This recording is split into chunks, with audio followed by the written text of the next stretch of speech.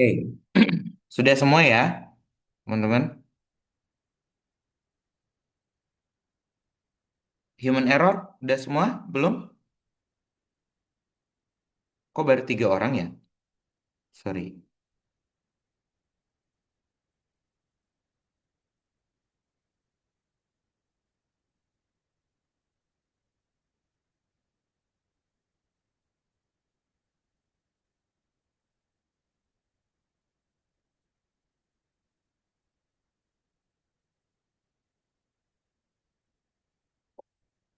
Oke, udah 10. Oke, yuk sekarang kita masuk ke SCAT. Siapa pemilik SCAT? Saya, Pak. Oke, yuk silakan Rayhani. Oke, izin share screen ya, Pak. Ya, monggo.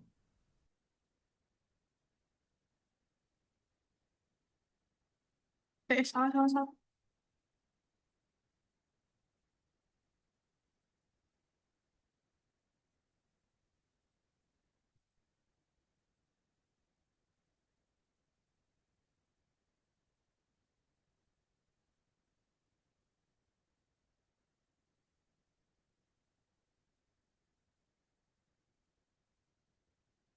Baik, saya akan mulai. Perkenalkan, nama saya Raihani Alifia Azahra.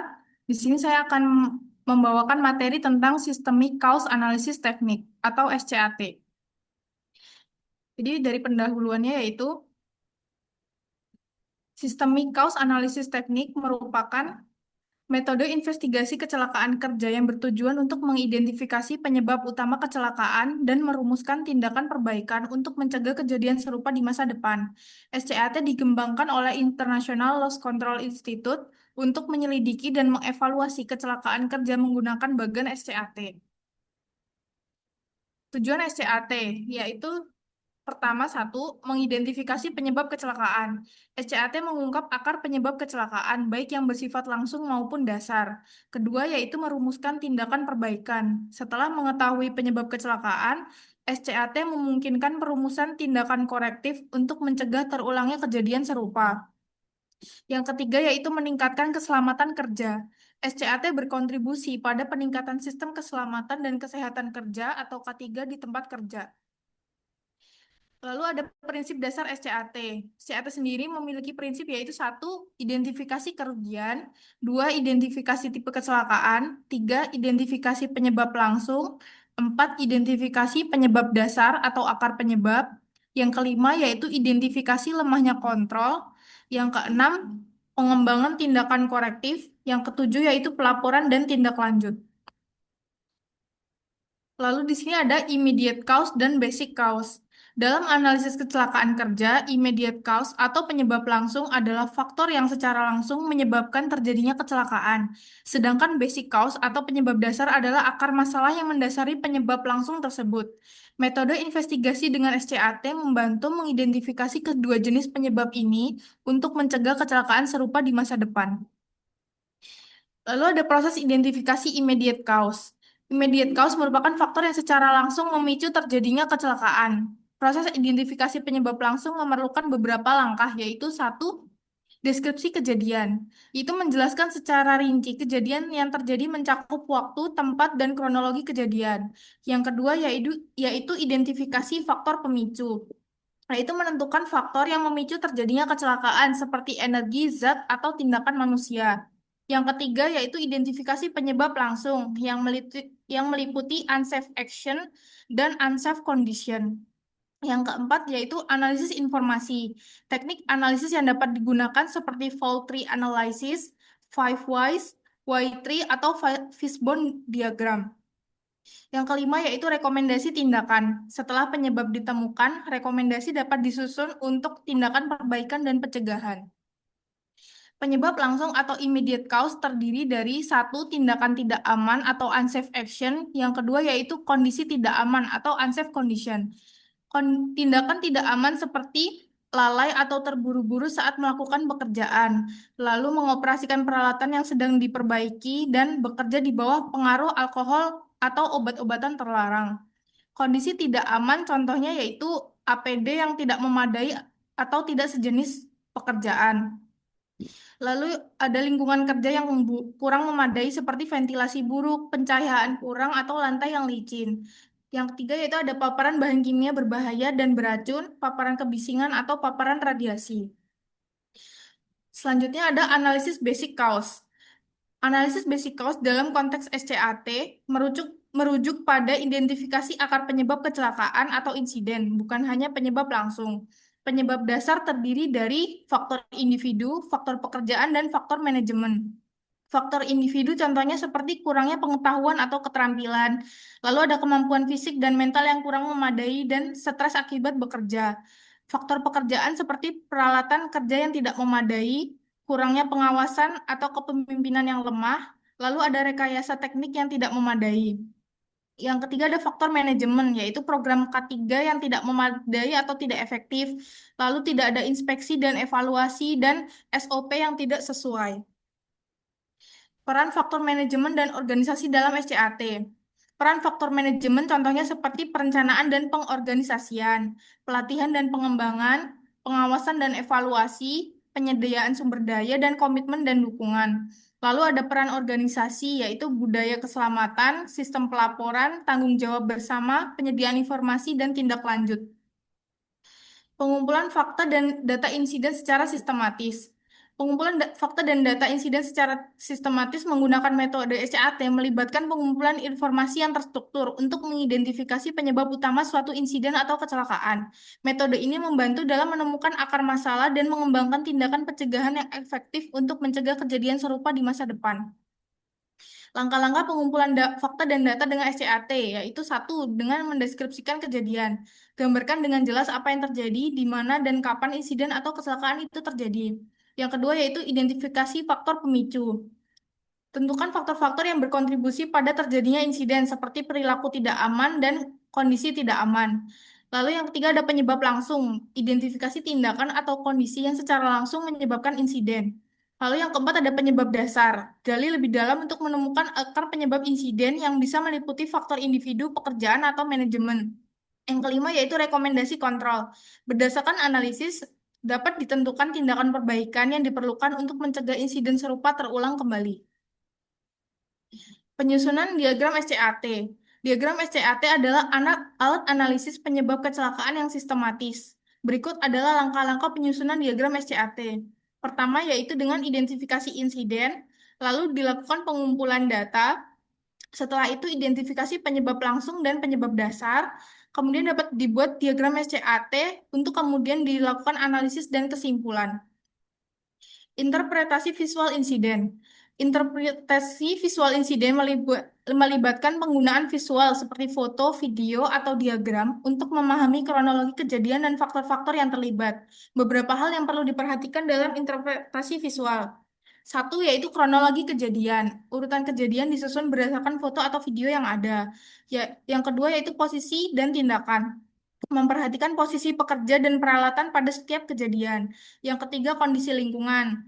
Memperhatikan kondisi lingkungan kerja seperti suhu, penerangan, dan potensi bahaya lainnya. Yang keempat, yaitu peralatan dan APD. Mengidentifikasi peralatan yang terlibat dan kondisi APD yang digunakan oleh pekerja. Apakah sudah sesuai standar atau belum? Yang kelima, yaitu visualisasi penyebab.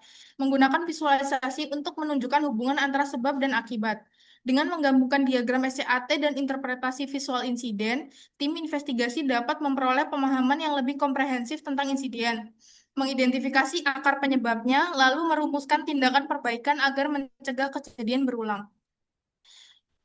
Lalu ada formulasi rekomendasi tindakan perbaikan berdasarkan SCAT. Rekomendasi tindakan perbaikan berdasarkan metode SCAT mencakup identifikasi penyebab kecelakaan. SCAT membantu dalam menganalisis kecelakaan dengan merinci faktor-faktor penyebab dan mengidentifikasi tindakan pencegahan untuk mencegah kejadian serupa di masa depan. Langkah-langkah rekomendasi tindakan perbaikan berdasarkan SCAT. Satu, yaitu identifikasi penyebab langsung. Kedua, identifikasi penyebab dasar. Yang ketiga, rekomendasi tindakan perbaikan. Yang keempat, implementasi dan pemantauan. Yang terakhir, evaluasi dan pembelajaran. Studi kasus dan simulasi aplikasi SCAT di dunia industri. Studi kasus tentang SCAT dalam dunia industri umumnya berfokus pada investigasi kecelakaan kerja untuk mengidentifikasi akar penyebab dan mencegah kejadian serupa di masa depan. Contoh investigasi kecelakaan kerja di proyek pembangunan. Ada sebuah kronologi kejadian, yaitu terjadi sebuah kasus yang melibatkan kecelakaan kerja di proyek pembangunan di mana pekerja mengalami keracunan gas saat membuat lubang pembuangan limbah. Potensi resiko yang ditemukan. Resiko utama yang teridentifikasi adalah keracunan gas, terutama dalam ruang terbatas atau confined space. Penyebabnya diduga adalah keracunan gas akibat kurangnya ventilasi yang memadai di ruang kerja. Lalu pencegahan yang dapat dilakukan yaitu penyediaan ventilasi yang memadai di ruang terbatas, penyediaan alat pelindung diri yang sesuai, lalu pelatihan keselamatan kerja yang komprehensif, terutama untuk pekerjaan di ruang terbatas. Sekian presentasi materi dari saya. Saya ucapkan terima kasih. Untuk pertanyaan boleh diajukan.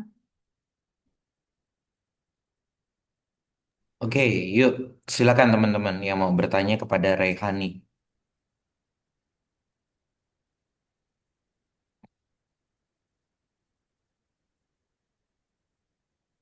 Ada pertanyaan kah?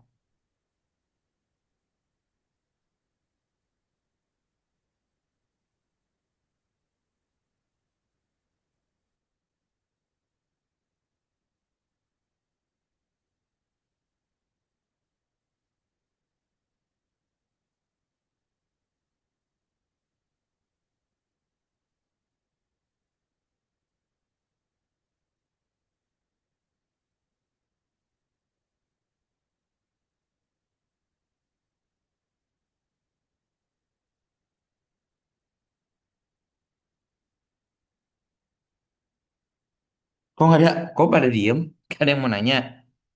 Boleh dari Intan dulu. Oke, silakan. Yuk. Izin bertanya, pertanyaan itu gimana sih cara mengidentifikasi SCAT di industri petrokimia, terutama yang ada di Banten ini? Terima kasih.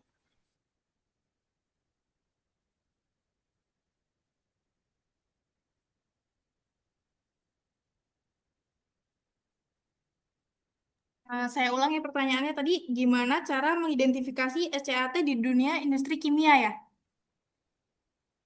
Iya, di petrokimia. Oke, terima kasih atas pertanyaannya. Saya tampung dulu ya.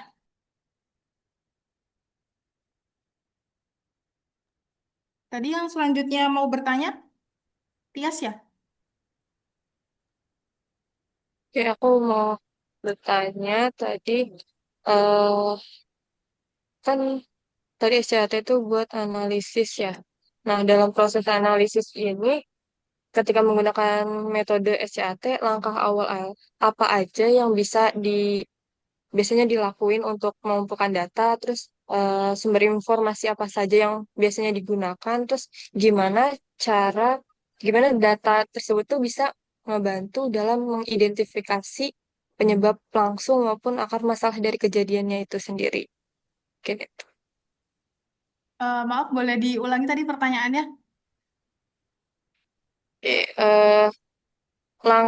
mungkin intinya tuh langkah awal apa aja yang bisa dilakukan untuk pengumpulan data, terus sumber informasi apa saja yang digunakan, terus gimana cara kita bisa mengidentifikasi penyebab langsung ataupun akar masalah dari kejadiannya itu sendiri ketika menggunakan metode SCAT.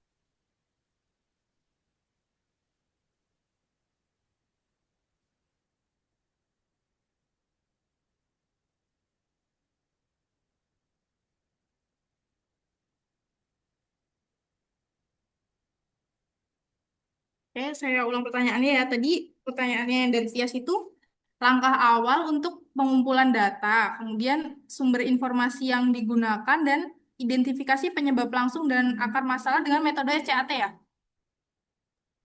Iya, betul. Oke, terima kasih untuk pertanyaannya.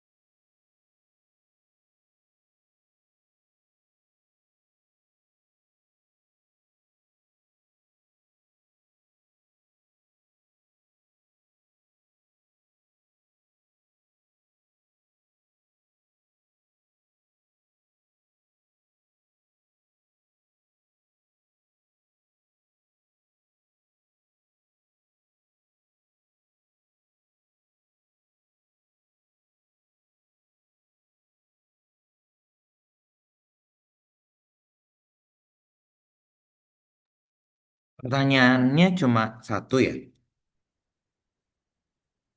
Ada dua tadi, Pak. Oh, udah dua, Ada dua. sorry. Hmm. Eh, siapa Rehani? Ya, Di outline itu kan ada ini ya, eh, peran sorry, eh, peran faktor manajemen dan organisasi dalam SCAT. Di slide kamu ada nggak itu? ada, Pak, tapi poin-poinnya aja, Pak. Hmm. Oh, nggak detail dibahas ya. Coba lihat. Ya, di sini, Pak. Oke. Kalau mappingannya, Mapping apa, Pak, itu, Pak? penyusunan diagram SCAT sama Ini, Pak. interpretasi visual insidennya. Interpretasinya ini, Pak. Oke. Oh, kamu nggak dibikin ini ya nih langkah. Oke, ya udah. Yang diagramnya ini. Oke.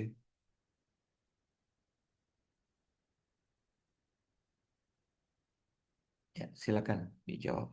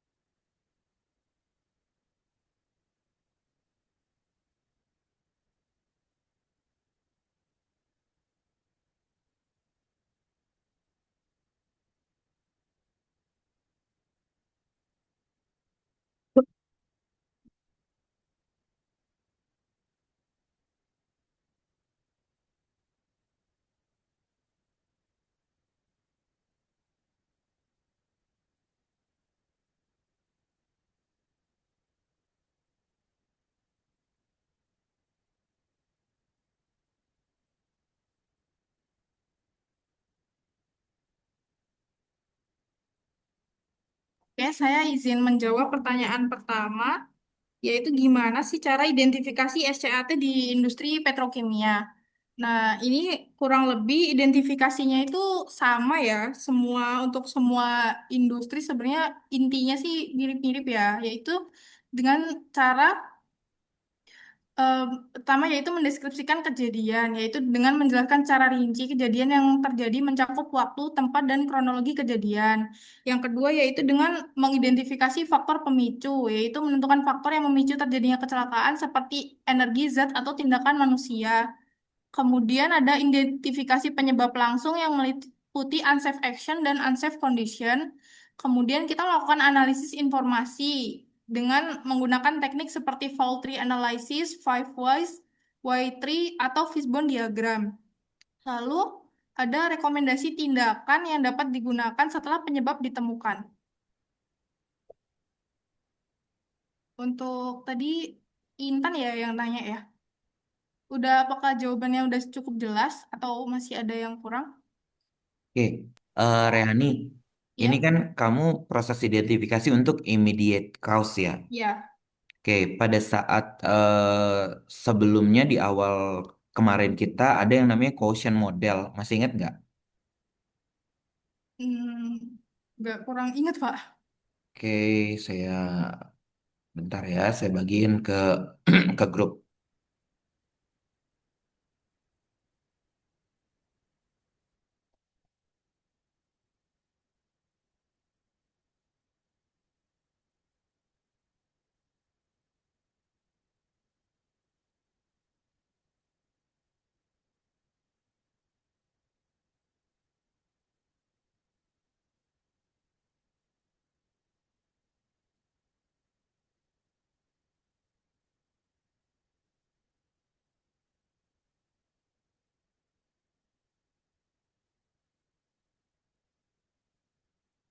Nah, itu siapa? Rani, Rani di grup ya Rani. Lihat deh. Iya, Pak.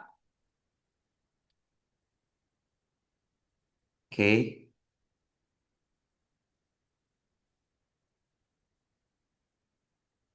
sudah ketemu. Udah.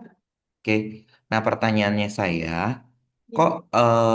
yang dibahas di SCAT itu immediate cause-nya ya, bukan basic cause atau kalau nggak yang lack of control-nya gitu dari manajemen. Kenapa itu? Sebenarnya ada juga sih Pak, di sini ada analisis basic cause-nya juga Pak. Kalau dimulainya dari analisis basic cause juga. Iya, jadi dua-duanya tuh kayak satu kesatuan karena di itu ada penyebab langsung dan penyebab dasar Pak. Metode SCAT itu menggunakan dua metode ini Pak. Kenapa nggak ini manajemen kontrolnya?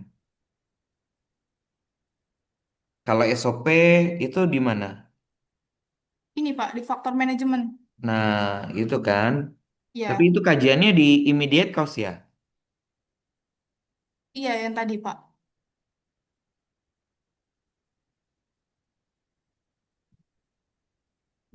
Membingungkan dia nih. Sebentar. Coba lihat yang proses identifikasi immediate cause. Tek, coba slide ke-6. Slide ke-7-nya, lihat Slide ketujuh analisis yang basic. Ya, itu immediate, ini analisis basic. Terus, jadi ini masuknya yang slide ke-8. Itu faktor iya, manajemen itu analisis basic sama kamu ya. iya Pak. Hmm, harusnya itu dibedain tuh. Karena di situ kan lihat deh Coulson modelnya ya kan ada lack of control. Itu, ya kan? Apakah apa? Apakah sudah cukup belum memiliki SOP gitu, Berarti itu dia termasuk standar-standar. itu ya Pak. Immediate Iya. langsung ya Pak ya. Mm-mm. Immediate Nah, cause ya. ini Oh, ini apa antara teori satu dengan metode ini dia bertentangan akhirnya kan ya. Maksudnya si Loss Coulson model tadi itu bermulanya dari pengembangan dari Frank Bird yang teori domino gitu kan. Nah, dimunculkan bahwasanya ternyata jangan cuma eh, apa analisis basic cost-nya aja, jangan akar masalahnya aja. Sebenarnya di balik dari itu ada lagi sebelumnya yaitu lack of control dari manajemen gitu. Nah, itu yang teori itu yang dipakai di Coulson model, Loss Coulson model tadi gitu.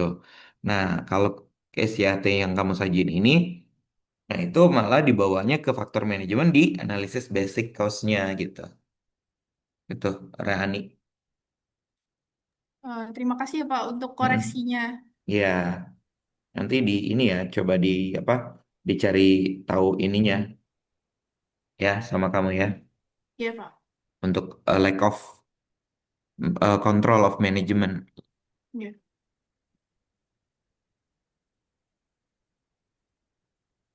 Lalu untuk pertanyaan kedua yaitu tadi cara langkah awal untuk pengumpulan data, sumber informasi, dan identifikasi penyebab langsung dan akar masalah dengan metode SCAT ya. Mm-mm. Nah, untuk langkah awal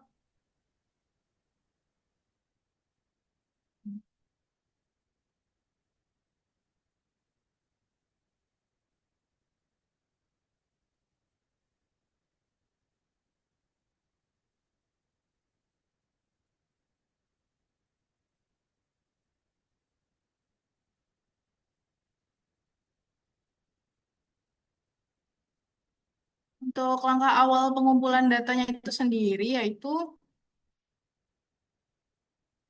dengan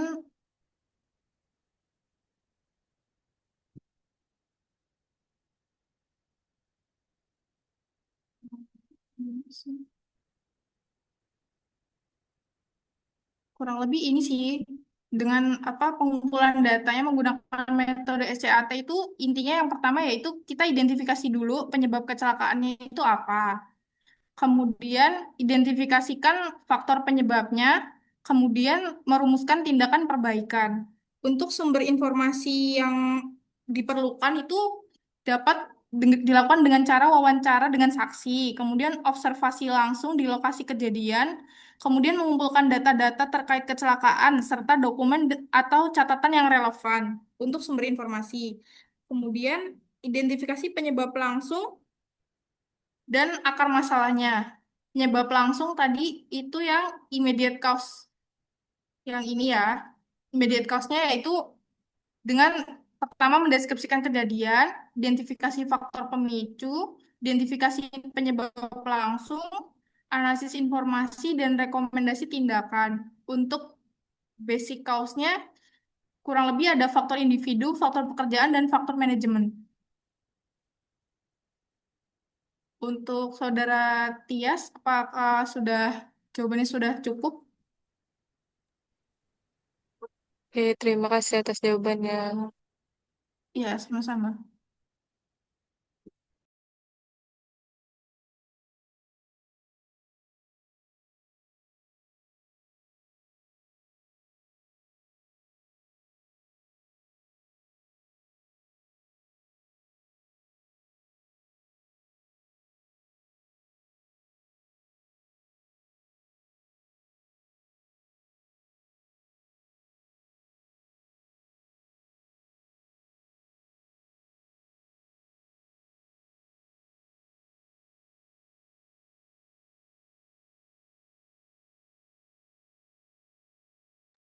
Baik, Raihani,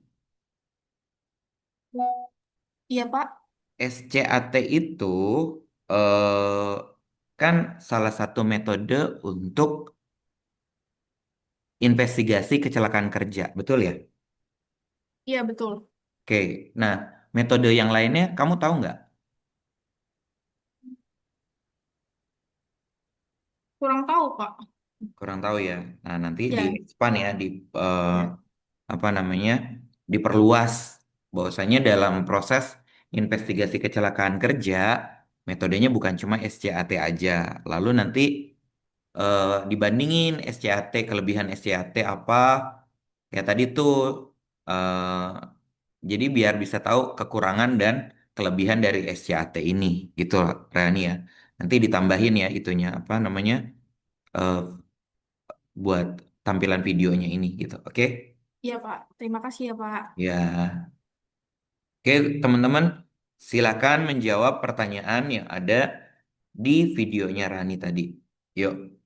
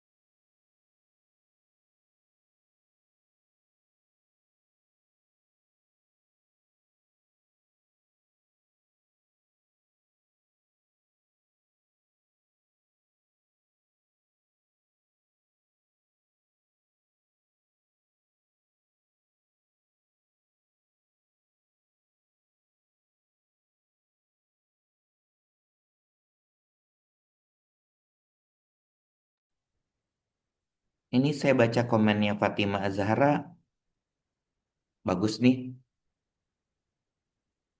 Metode lainnya seperti RCA, HFACS. Apa sih RCA sama HFACS itu, Fatima Zahra?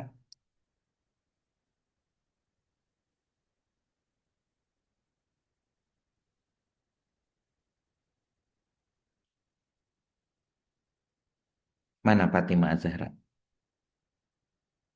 Ya, apa sih Fatima Zahra?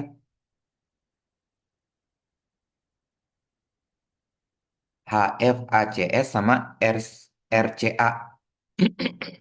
Kalau em, yang saya tahu ya, Mm-mm. R- RCA itu tuh kepanjangannya root cause analysis. Jadi dia tuh Oke. metode investigasi yang digunakan untuk menemukan akar penyebab root cause dari Oke. suatu kecelakaan atau masalah gitu, Bang. Hmm. Kalau misalnya HFACS itu tuh Human Factor Analysis and Classification System. Dia tuh metode investigasi kecelakaan yang fokus pada human error, faktor manusia gitu.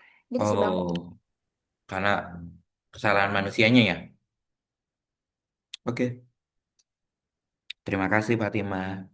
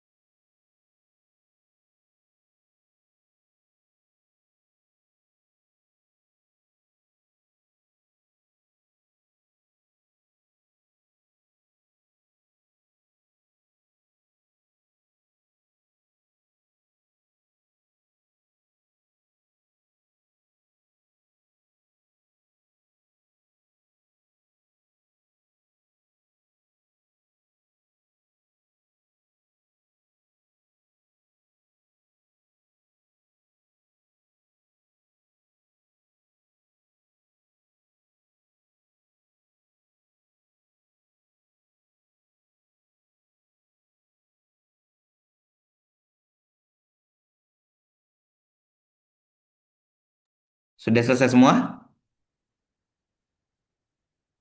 Oke, yang belum nanti nyusul ya. Sekarang materi Nirmis dari Hanif. Yuk, silakan presentasikan materi Nirmis dari Hanif. Iya, Pak. Ya.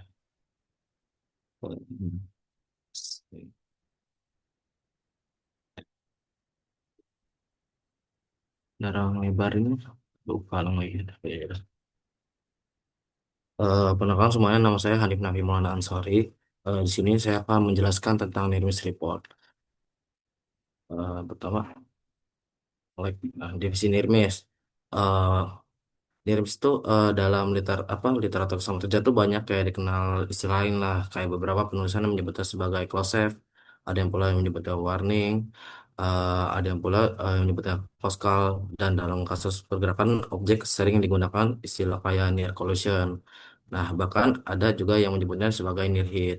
Nah, intinya semua istilah ini tuh kayak merujuk pada satu konsep nih yang sama, yaitu satu peristiwa yang nyaris menimbulkan dampak merugikan namun pada akhirnya ya tidak terjadi apa-apa. Lalu secara konseptual, NIRMIS itu dapat mungkin kayak dipahami itu sebagai kejadian yang tidak diinginkan, yang jika terdapat sedikit saja perubahan, misalnya pada kondisinya, jarak, atau waktu, maka kejadian tersebut bisa berakibat pada cedera manusia, kerusakan properti, dan lain-lainnya. Dengan kata lain itu tuh eh, near miss itu adalah kecelakaan yang tidak sampai menimbulkan kerugian atau cedera, tapi punya potensi besar untuk menimbulkan akibat serius. Misalnya dia dapat misalnya ditemukan dalam aktivitas kerja sehari-hari. Nah, seorang pekerja tersandung sebuah palet tetapi tidak sampai jatuh. Itu termasuk dalam contohnya. Terus kayak mungkin kayak ciri juga tidak ada yang pasti tidak ada kerugian, bahayanya pasti sudah nyata. Terus tujuannya mempelajari near miss report itu pertama untuk mendeteksi dini dengan mengidentifikasikan bahaya sebelum menjadi insiden, terus memberi peringatan awal agar bisa dicegah lebih cepat. Kemudian pencegahan proaktif dengan mengidentifikasi bahaya sebelum menjadi insiden dengan memberi peringatan awal agar bisa dicegah lebih cepat. Lalu penguatan sistem dasar untuk mem- mempengaruhi prosedur desain kebijakan data dari miss near miss jadi masukan untuk perbaikan berkelanjutan. Lalu ada urgensinya dari near miss report ini. Itu dengan awal tuh memperingatan awal dengan mengidentifikasi bahaya sebelum menjadi insiden. Terus memberikan peringatan awal agar bisa dicegah lebih cepat. Ketika posisinya ada hubungan dengan insiden itu yaitu dengan mengidentifikasi bahaya sebelum menjadi insiden, lalu memberi peringatan awal agar bisa dicegah lebih cepat. Lalu setelah itu harus fokus pada perbaikan tidak hanya pada individu tapi juga sistem kerja. Masalah sering berasal dari kelemahan sistem, bukan hanya kesalahan manusia. Terus eh, perbedaannya unsafe act, near miss, dan insiden. Nah, unsafe act itu perilaku tidak aman. Nah, pemicu awal bahaya sebagai pemicu awalnya dari bahaya semua ini. Terus near miss, bahaya yang hampir dampak, tidak terjadi kerugian karena keberuntungan. Jadi emang near miss itu berbahaya, cuman tidak berdampak aja. Sehingga tidak ada kerugian dalam apapun. Lalu insiden, bahaya yang sudah berdampak yang mengakibatkan cedera, kerusakan ataupun gangguan. Mungkin dalam gangguan apa eh, material sehingga material rusak ataupun itu. Kemudian manfaat pelaporan near miss itu pertama sebagai pencegahan dini, yaitu dengan membantu mengidentifikasi dan mencegah insiden sebelum menimbulkan kerugian. Kemudian apa juga manfaat itu yaitu budaya keselamatan, yaitu menumbuhkan sikap peduli terhadap bahaya dan meningkatkan kewaspadaan terhadap untuk semua pekerja. Terus data perbaikan menjadi dasar untuk memperbarui prosedur kerja, alat pelindung, dan standar keselamatan di sebuah perusahaan. Lalu bis- NIRMIS itu ada kriterianya kayak apa nggak semua itu intinya bisa dikatakan nirmis. Yang pertama tuh bisa dikatakan nirmis tuh ketika bahayanya itu nyata, kejadian tuh harus melibatkan kayak eh, bahaya yang bisa dilihat atau diukur secara jelas. Nah, terus ada aliran energi, misalnya kayak bahaya yang berasal dari mesin, benda jatuh, listrik, bahan kimia, panas atau energi lain yang hampir emang berdampak. Lalu eh, yang pasti yang nirmis itu tidak ada kerugian, walaupun memang bahayanya sudah nyata, tidak ada cedera, kerusakan atau gangguan proses, kejadian berhenti sebelum terjadinya kerugian. Kemudian prosedur pelaporan ilmiah. Yang pertama tuh harus segera melaporkan dalam laporan itu kepada pengawas setelah kejadian. Lalu mengisi formulir atau sistem yang emang udah ada dalam sebuah perusahaan. Datanya dicatat untuk dokumentasi agar tidak lupa detail dengan kejadiannya. Lalu analisis awal dari tim K3. Nah, tim ini itu menilai laporan dan mengidentifikasi potensi bahaya yang memutuskan langkah selanjutnya. Lalu investigasi, menggali lebih dalam penyebab NIRMIS, termasuk faktor teknis dan manusia. Lalu tindak lanjut dan perbaikan, yaitu melakukan perubahan prosedur, peralatan, dan pengaturan area kerja. Lalu umpan balik ke pelapor. Nah, ini tuh kadang emang paling sering dilupakan. Ketika ada laporan masuk, eh, itu tuh kadang dari ini tuh lupa nih untuk melapor lagi ke si pelapor. Sehingga intinya si pelapor tuh harus tahu nih apa yang hasil dapatkan. Itu juga bakal menumbuhkan budaya juga. Jadi seanggapnya kayak mereka tuh dihargai sebagai pekerja. Lalu teknik pengumpulan data. Yang pertama tuh ada kayak data dasar seperti waktu, lokasi, kronologi. Nah, informasi dasar tuh harus catat dengan jelas dan lengkap. Lalu mungkin sebagai penambahan tuh foto atau video lokasi. Nah, dokumentasi visual yang membantu melihat kondisi asli ketika kejadian. Lalu ketiga, identifikasi bahaya dan energi. Nah, menentukan apa bahaya utamanya dan sumber energinya. Lalu bukti sebagai bukti tambahan itu wawancara saksi dan penggunaan rekaman CCTV yang emang daerah kejadiannya untuk memperkuat analisis dalam pengumpulan data yang dalam insiden itu. Terus disimpan dalam sistem. Semua bukti itu disimpan harus rapi dalam sistem agar dapat dianalisis untuk perbaikan jangka panjang. Kemudian analisis akar masalah. Nah, analisis akar masalah itu bisa dari 5 basic ini, yaitu 5 why, Weisbond, dan fault tree. Nah, 5 why itu tuh apa? eh 5 why itu tuh kayak ini nih, kayak apa sih, bertanya mengapa secara berulang-ulang sehingga kita menemukan penyebab yang paling mendasar. Contohnya kayak mungkin ada sebuah apa kejadian insiden yang alat jatuh lah. Misalnya pasti ada pertanyaan kayak mengapa alatnya jatuh. Terus jawabannya ya karena raknya penyimpanannya goyah. Lalu mengapa rak goyah? Karena pemasangannya tidak kuat. Lalu mengapa pemasangan tidak kuat? Karena tidak ada standar teknik yang jelas. Nah, disinilah mungkin bisa ditemukan bahwa masalah bukan pada orang yang lewat di bawah rak, melainkan pada desain rak itu sendiri. Nah, lalu fishbone diagram atau biasa disebutnya Ishikawa diagram lah. Metode ini tuh digunakan jika masalahnya kompleks. Nah, diagram berbentuk tulang ikan ini memetakan penyebab ke dalam beberapa kategori. Nah, misalnya kayak faktor manusia, mesin, material, metode kerja, lingkungan, dan faktor manajemen. Dengan cara ini, kita tuh bisa melihat bahwa masalah itu sering kali tidak berdiri sendiri, tetapi merupakan kayak sebuah gabungan dari beberapa faktor. Lalu fault tree analysis ya, metode ini tuh lebih teknis dan logis dengan memetakan penyebab dan konsekuensi seperti cabang pohon. Nah, untuk melihat skenario mana yang menyebabkan bahaya, nah itu tuh tujuan kita dari analisis akar masalah ini tuh adalah menemukan penyebab paling mendasar. Apakah karena kurang perhatian, apakah mungkin karena desain peralatan yang salah, apakah karena prosedur yang tidak jelas, apakah karena pengawasannya lemah.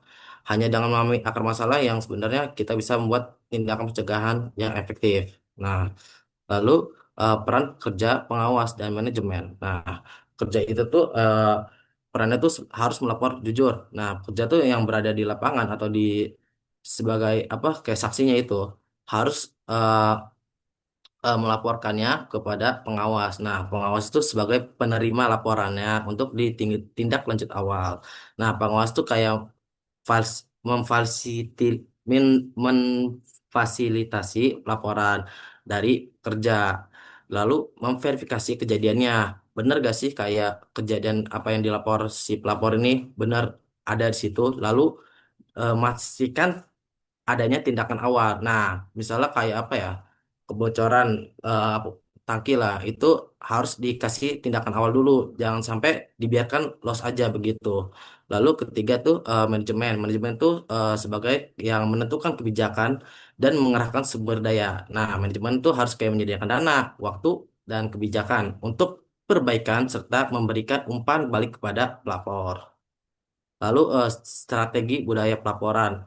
Di sini tuh bakal kayak ngebahas tuh kayak bagaimana sih strategi untuk adanya budaya pelaporan nih.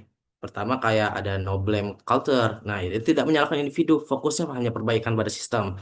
Jangan sampai kita tuh misalnya kita ada masalah apa, ada masalah dalam sebuah perusahaan itu tuh eh, menyalahkan individunya, tapi kita juga harus fokus pada perbaikan sistemnya. Kedua tuh ya pasti sistemnya tuh pelaporan harus mudah. Semakin susah pelaporannya, sistem pelaporannya susah, maka makin malas juga orang untuk eh, melaporkan sebuah kejadian. Nah, mungkin kayak pelaporan sederhana tuh agar semua orang bisa mau melapor lah. Lalu penghargaan si pelapor. Nah, dengan memberikan apresiasi bagi pelapor untuk memotivasi pekerja lain. Nah, kayak bahwasannya kan mungkin beberapa kayak pekerja kayak gimana ya, bilangnya kayak intinya jangan sampai kerja tuh pada malas karena hitungannya kayak mereka tuh nggak dihargai lah.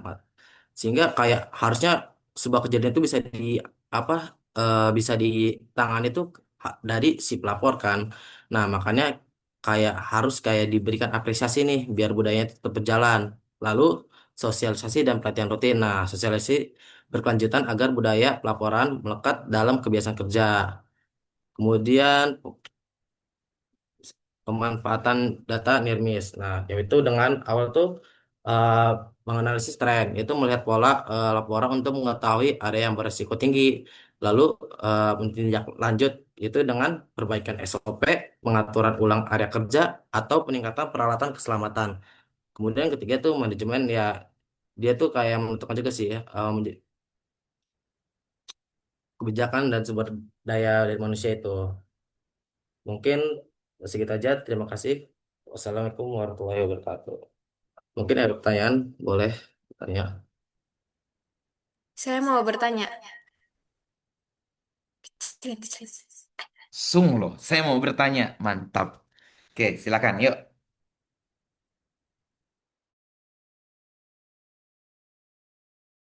Oke, Hanif, saya izin bertanya ya, Hanif. Nah, Boleh, boleh, teh.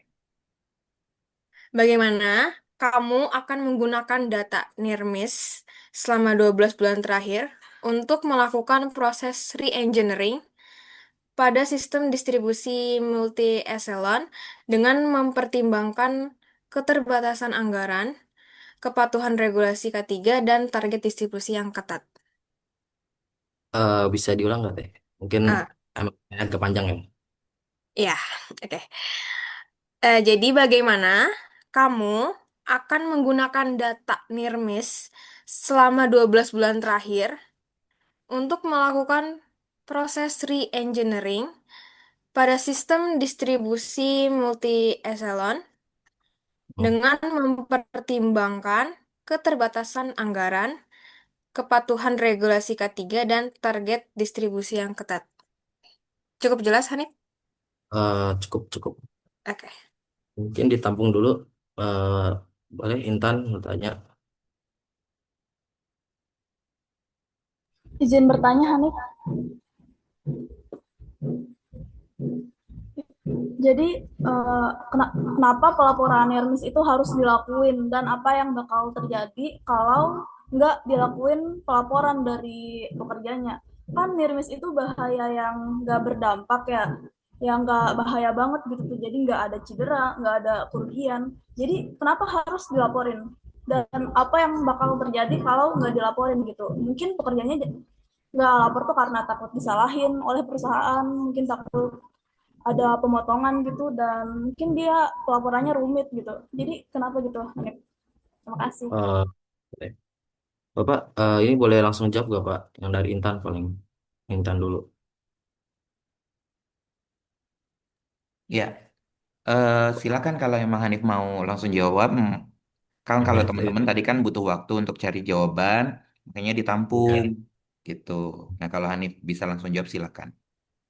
Itu kan kayak apa, dari Intan kan mungkin apa sih yang bakal terjadi, kayak misalnya si kerja tuh nggak melapor ke pengawas gitu kan, nggak sesuai aturan lah. Bener gak, Intan? Seperti itu intinya. Iya, eh, Pertama kan, kenapa hal itu tuh penting harus tahu juga kan, kayak mungkin bisa kayak untuk memperbaiki kayak sistemnya ataupun perancangan dari sebuah alatnya, itu tuh penting banget. Kenapa? Karena kita kan memprioritaskan keselamatan pekerja gitu kan. Nah, itu tuh sebagai evaluasi ke depannya. Nggak mungkin dong kayak kita biarkan, emang sih, emang tidak ada, mungkin tidak ada kejadian atau kerusakan lah yang terjadi seperti dalam mungkin manusianya ataupun dari alatnya. Tetapi eh, itu tuh penting banget untuk supaya kejadian itu tidak terjadi lagi. Karena kan emang Nirmis itu tuh udah mendekati kayak hitungannya faktornya mungkin ke arah keberuntungan doang. Bukan kayak apa, faktornya tuh kayak emang pasti dia tuh terkenal lah. Ini dikit lagi mungkin beda waktu doang itu. Intinya keberuntungan doang. Jadi itu penting dong supaya tidak terjadi lagi. Siapa tahu kan kejadian sama terulang dan emang terkena kan pasti bakal jadi masalah. Otomatis kan harus melapor. Nah, itu tuh penting. Makanya emang apa, pekerja tuh harus melapor. Nah, kalau emang nggak sampai melapor, nah itu pasti bakal ada kejadian yang sama berulang. Mungkin seperti itu. Apakah Intan terjawab? Ya, terima kasih, Hanif. Pak, saya mikir bentar boleh gak yang dari apa pertanyaan dari Teh Marion. Ya, silakan cari jawabannya. ChatGPT juga nggak apa-apa, sambil dikembangin idenya juga nggak apa-apa. Oke?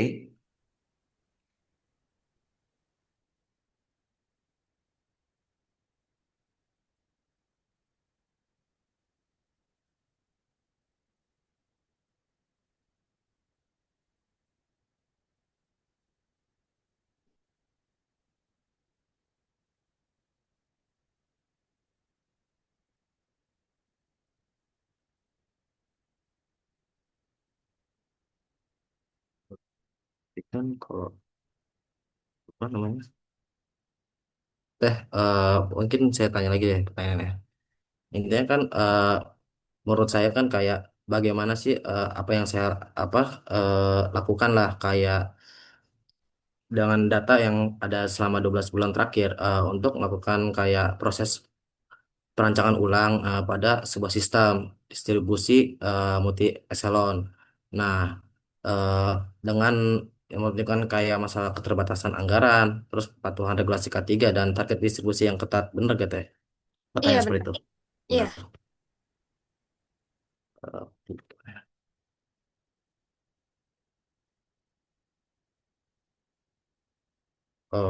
Jawab aja kali ya, coba. Mungkin kayak itu kalau dari sisi mungkin kayak kita lihat lagi sih kayak data yang emang dari kumpulin dari 12 bulan terakhir untuk kayak mencari pola dari apa dan tren kejadiannya dari analisisnya mungkin dapat terlihat dari area proses ataupun titik dalam rantai distribusi multi epsilon yang paling sering mengalami potensi kecelakaan gangguan tersebut. Nah, langkahnya itu selanjutnya tuh kayak adalah melakukan eh, apa memfiltrasi atau mengkategorikan penyebabnya apakah mungkin terkait faktor manusia, peralatan ataupun prosedur kerja atau mungkin dari desain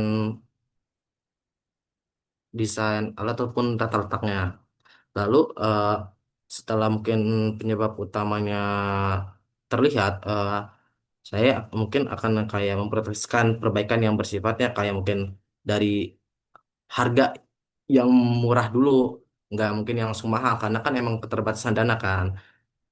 Kayak misalnya kayak penyelesaian harus kerja lagi, terus pemasangan tanda peringatan, eh, terus pengaturan ulang area bongkar muat ataupun perbaikan SOP. Terus perubahan yang memerlukan biaya besar tuh seperti kayak penggantian alat atau renovasi itu agak dihindari dulu. Lebih karena kita menyicil dulu karena kan yang terbatasan dana. Lalu dalam cerita tuh kayak kepatuhan tuh kan pada regulasi K3 tuh menjadi kayak acuan nih. Sehingga kan kayak semua modifikasi itu proses setiap itu memenuhi standar keselamatan kerja.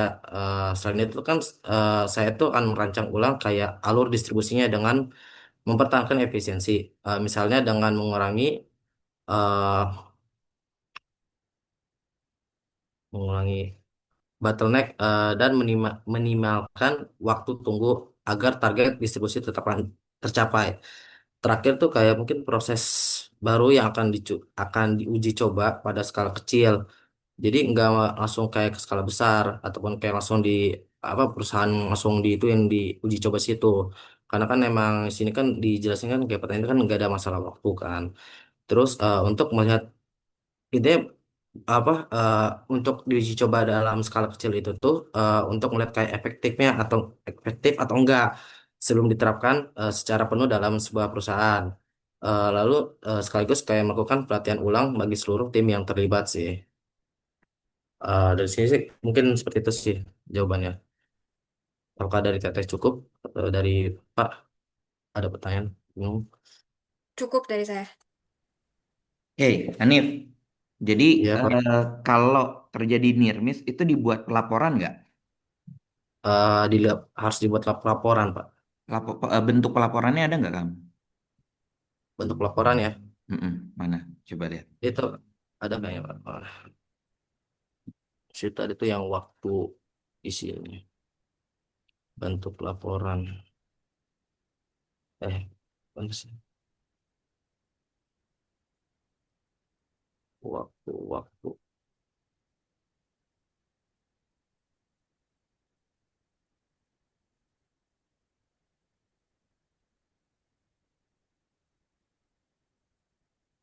Mana ya? Oh ini dari sini Pak. Kayak kita tuh bentuk kayak dari dasar dulu sih kayak waktu, lokasi dan kronologi gitu sih Pak. Terus Oke. kayak foto atau video lokasi, terus kayak data kayak identifikasi bahaya dan energi, terus kayak Hmm. bukti tambahan mungkin dari CCTV ataupun itu, terus langsung Hmm. disimpan Pak. Seperti itu sih. Identifikasi bahaya dan energi. Iya. Hmm. Harusnya proses identifikasi bahaya itu sudah dilakukan. Nah, berarti ini ada yang ini nih. Ketika Mm. terjadi near miss, oke, waktu ini itu oke. Terus yang kedua, bukti, bukti ya, bukti terjadinya oke. Ya betul. Nah, yang ketiga itu dilihat apakah dia ada dalam hazard hazard register atau enggak gitu. Jadi di Hmm. dalam sebuah perusahaan itu tuh ada list sumber bahaya apa aja gitu. Di situ Ya. ada enggak? Kalau ada, nah kenapa di lokasi itu tidak terkaji? Nah itu yang harusnya jadi bahan. Tapi kalau ternyata memang belum terkaji, nah berarti tinggal ditambahkan saja di situ dan perlu lakukan kajian gitu ya Iya. Hanif ya. Ya Pak. Heeh, jadi identifikasi bahayanya itu sebenarnya harusnya sudah dilakukan sebelum terjadinya near miss gitu Hmm. Berarti ya. emang harusnya emang udah kayak dalam perencanaan dari K3 sendiri ya Pak. Betul. Jadi ketika terjadi near miss tadi dilihat ini udah ada belum nih di hazard registernya itu list Oh iya. list sumber bahayanya udah ada belum? Kalau belum ada, nah berarti kajiannya yang kurang dalam. Betul? Betul Pak. Nah, tapi kalau sudah ada, kenapa kok di sini di lokasi ini tidak dijelaskan bahwasanya ada sumber bahaya ini gitu. Oh, berarti Hmm. eh, pada saat melakukan kajian area sumber bahayanya ini nggak masuk. Nah, itu perlu ditambahkan. Kan gitu ya, Hanif? Iya Pak. Oke. Ya. Baik. Eh, dua-duanya sudah terjawab ya. Sudah sih Pak. Dari kan udah bilang cukup juga. Oke, kalau gitu sekarang videonya belum saya bagikan ya. Videonya Hanif ini.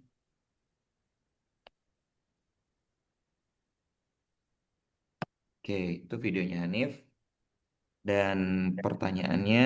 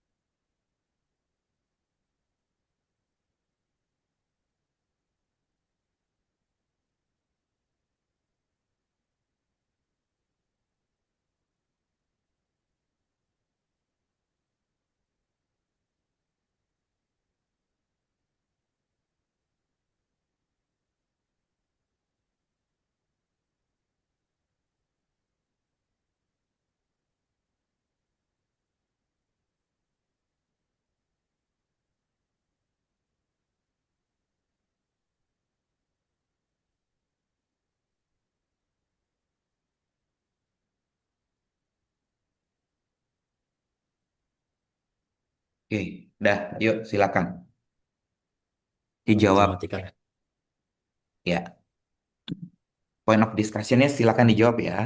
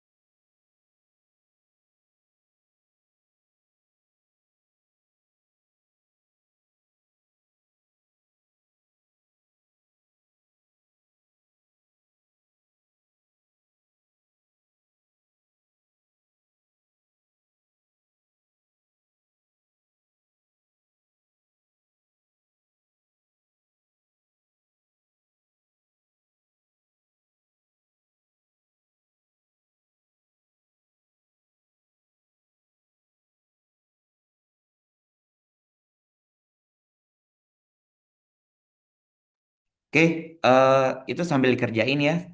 Karena waktu menunjukkan pukul 12, saya kembalikan ke MC untuk dipimpin menuju Isoma ya.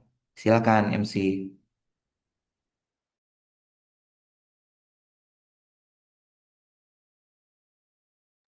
Terima kasih kepada Bang Faris dan juga para peserta yang telah memaparkan hasil tugasnya. Setelah beberapa sesi pemaparan hasil tugas yang baru saja kita ikuti, kini tiba waktunya untuk memasuki waktu isoma. Waktu isoma akan berlangsung selama 60 menit. Kami mohon kepada seluruh peserta untuk kembali bergabung sesuai waktu yang telah ditentukan agar kegiatan dapat tetap berjalan dengan lancar. Terima kasih atas partisipasi dan perhatiannya. Sampai jumpa kembali setelah waktu isoma.